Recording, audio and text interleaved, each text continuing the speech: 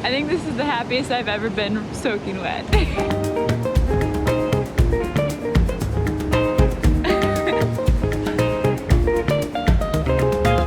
I'm here. I'm in New Zealand.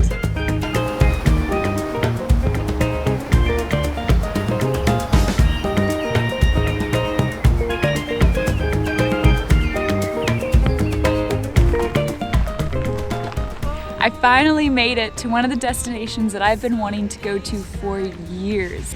I have had a dream of coming to New Zealand for at least 5 or 6 years. This crazy far-off dream that I thought would never happen. New Zealand!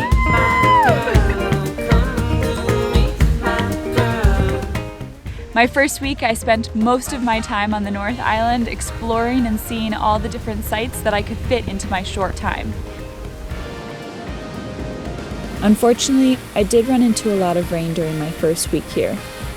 It's not my favorite thing to experience rain, but it just made me enjoy the sunshine and appreciate it even more when it did happen. And I just made the best of it. Now I'm soaked, literally soaked to the bone. I'm just happy to be here in New Zealand adventuring, rain or shine.